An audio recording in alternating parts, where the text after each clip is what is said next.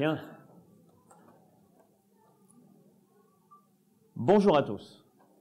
Il y a un film qui s'appelle In the Mood for Love.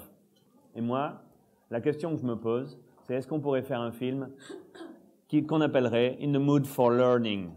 C'est-à-dire quel est l'impact de nos émotions pendant que nous sommes en train d'apprendre? À votre avis, est-ce que à chaque fois que vous êtes rentré dans une salle de cours, vous étiez dans la bonne émotion pour apprendre? Qui, à chaque fois, était dans la bonne émotion pour apprendre? Personne lève la main? À chaque fois. Depuis toujours. Jamais un professeur ne vous a dérangé par son comportement, par sa manière d'être. À chaque fois, ça a été parfait. À chaque fois, vous vous êtes adapté. D'accord? Non, pas à chaque fois. Aujourd'hui, j'attends quoi? La dernière conférence que j'avais faite, j'avais posé la question à la salle, qui pense qu'il a des fortes capacités mentales ici? Et je demandais aux gens de lever la main. J'ai envie de reposer la question. Qui pense qu'il a de fortes capacités mentales dans cette pièce? De fortes capacités mentales. Est-ce que tu penses que tu as de fortes capacités mentales? Pose-toi la question juste comme ça. Qui, dans cette pièce, pense qu'il a de fortes capacités mentales? Maintenant, la question que je vais vous poser, c'est est-ce que vous êtes prêts à lever la main quand je dirai le mot « ici » ?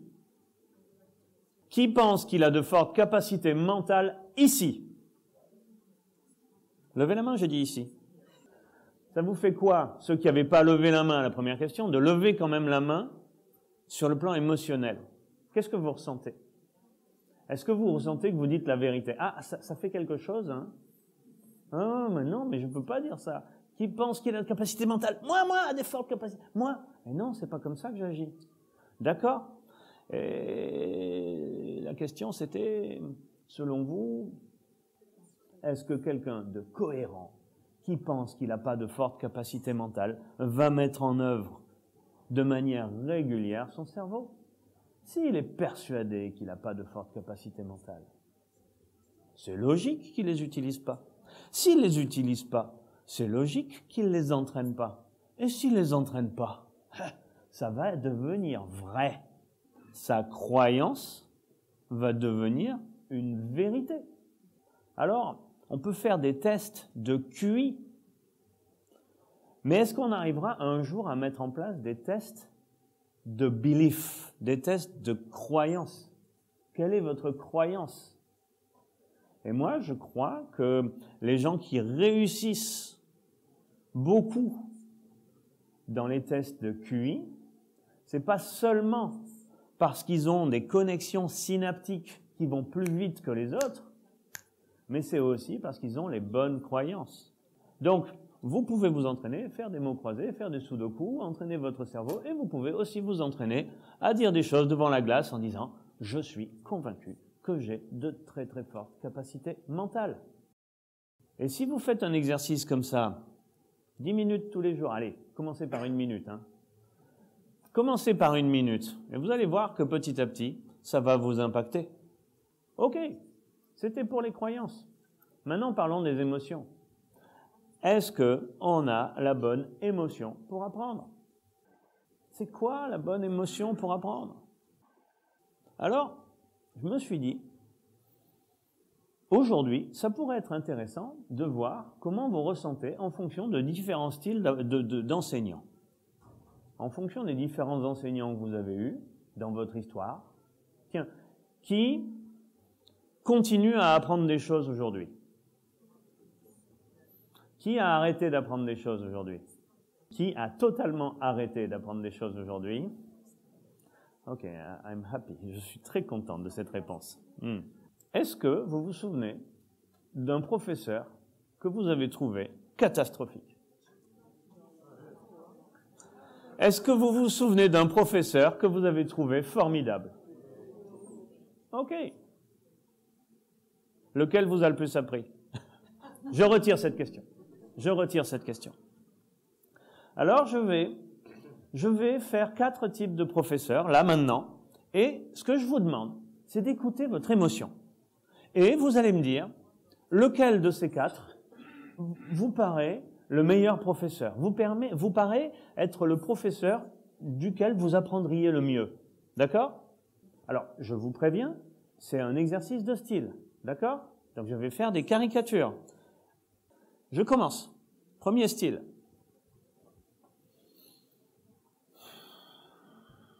Bonjour. Vous voyez comme le monde est bien fait? Le monde est bien fait parce que moi, celui qui sait, je suis de ce côté de la pièce. Et vous, qui aujourd'hui êtes misérablement des gens qui ne savent pas grand-chose, vous êtes de l'autre côté. Le monde est bien fait, n'est-ce pas? Est-ce que vous êtes prêts aujourd'hui à apprendre de moi, de mon savoir? Bon, écoutez votre ressenti pendant l'exercice. Est-ce que vous êtes prêts là maintenant à apprendre des choses de quelqu'un de véritablement puissant, percutant? Et quand je dis ça, excusez-moi Monsieur Angart, j'ai beaucoup de respect pour votre grand âge, mais je trouve que vous n'avez pas beaucoup de percussion, vous n'êtes pas percutant. C'est un peu vieillot votre manière de présenter les choses. D'accord? Écoutez votre ressenti.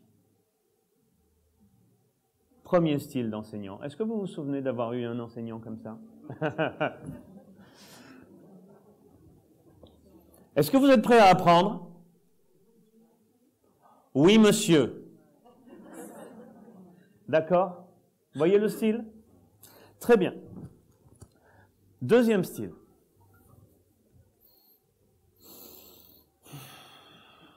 Je suis content que vous soyez là, parce que déjà, vous êtes tous assis de manière extrêmement disciplinée. Vous êtes tous en train de m'écouter et en train de respecter cette formidable règle qui vous permettra d'abord d'apprendre.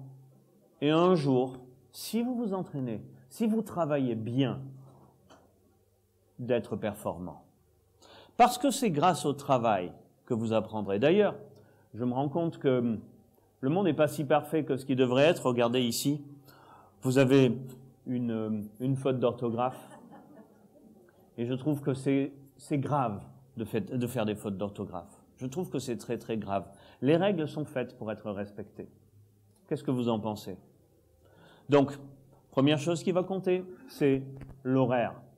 Deuxième chose qui va compter, c'est vous allez vous taire pendant que je parle et vous allez bien lever la main avant de prendre la parole. D'ailleurs, il y en a une qui bavarde là-bas. S'il vous plaît, vous pourriez arrêter de parler pendant que je parle. Deuxième style d'enseignement. Enseignement par la règle. Ah, vous êtes formidable. Vous êtes formidable. Je sens en vous toute cette curiosité. Toute cette curiosité qui va peut vous permettre d'accéder à cet apprentissage. Vous allez, grâce à cette énergie que vous avez, à cette curiosité, vous allez pouvoir acquérir un savoir qui vous permettra de générer votre propre construction. Vous, en tant qu'humain, en tant qu'individu, vous allez vous bâtir, vous allez vous construire. Et grâce à votre apprentissage, vous allez pouvoir vous extirper de votre condition sociale. Vous allez pouvoir accéder à une réussite matérielle formidable qui va vous permettre de réussir votre vie. Parce que c'est grâce à l'école qu'on peut réussir sa vie. Troisième discours. Quatrième discours.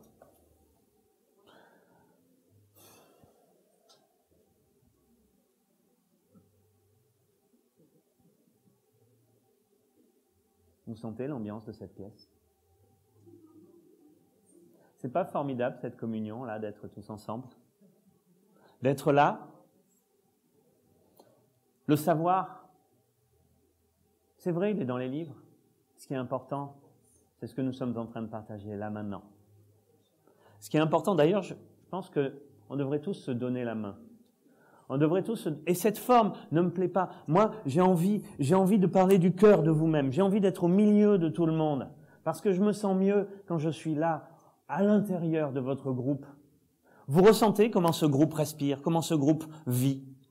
Et à quel point il va être capable d'apprendre ensemble grâce à cette communion que nous sommes en train de vivre.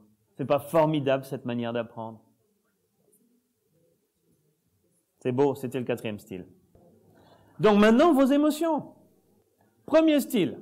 Qui se sent capable d'apprendre bien dans le premier style, dans cette pièce?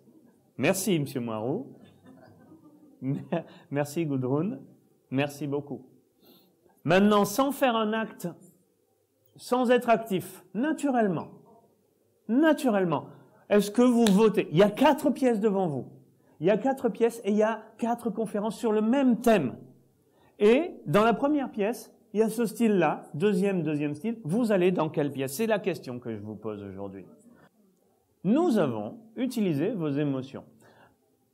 Dans laquelle des pièces vous ressentez que l'apprentissage sera bon pour vous? D'accord? 4 styles, 4 manières d'être. Ces 4 manières d'être, je les ai synthétisées de cette manière-là. Le premier,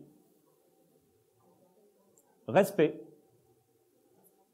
pouvoir, identité, qui je suis. Et ce niveau, on va l'appeler le niveau rouge, je vais vous dire à quoi cela fait référence ensuite. Ce niveau rouge se crée sur une volonté forte de personnes jeunes de s'affranchir du joug du poids des anciens. Et c'est pour cette raison que j'ai fait cette réflexion à M. Hangart en disant « Oui, vous êtes dépassé ». Parce qu'en fait, le rouge, il est dans le respect, mais dans le respect de lui-même. Il ne va pas respecter les autres, notamment pour leur âge, il va les respecter pour leur capacité de puissance. Quelle est la force de tes arguments? Quel impact tu as sur le monde? Le rouge, sa volonté, c'est l'impact. Quel impact? C'est plus la majorité des professeurs. En fait, est-ce que vous connaissez le film Full Metal Jacket? Il y a un instructeur militaire. Cet instructeur militaire, est-ce qu'il est juste avec ses recrues? Non, il n'est pas juste. Il est juste dans le pouvoir et c'est « Sir, yes, sir ». Et il les met systématiquement dans des situations d'injustice dans lesquelles lui, il va trancher pour asseoir son pouvoir. Le monde est injuste et quand il y a une injustice, celui qui décide ce qui est juste et pas, c'est moi. Fonctionnement rouge. Et si le monde est stable, il va se débrouiller pour générer de l'instabilité pour pouvoir exprimer son pouvoir. Deuxième niveau, le bleu. Alors j'étais là. Les règles. Les règles, c'est ce qui est important. Pourquoi? Parce que grâce aux règles, on arrive à avoir un monde harmonieux. On arrive à avoir un monde qui fonctionne bien. Bien sûr, l'individu doit se sacrifier devant les règles. Bien sûr, c'est le collectif qui compte. En France, il y a une vieille phrase, c'est « Tuez-les tous, Dieu reconnaîtra les siens ». Les règles. La morale, ça c'est bien, ça c'est mal. D'ailleurs, si c'est mal, bah, tu auras un châtiment corporel. Parce que le mal doit être puni pour faire émerger le bien de soi. D'accord? Vous voyez l'état d'esprit du bleu? Oui? Ben oui, flagellation. Pas autoflagellation. Hein. Il y a le rouge qui vient se réexprimer avec une ceinture. D'accord? Mon grand-père m'expliquait qu'il était éduqué chez les jésuites en France. Et le moine qui s'occupait de sa classe avait un gros trousseau de clés. Ce trousseau de clés ne servait pas à ouvrir des portes. Il servait à leur balancer un grand coup de trousseau de clés quand il bavardait.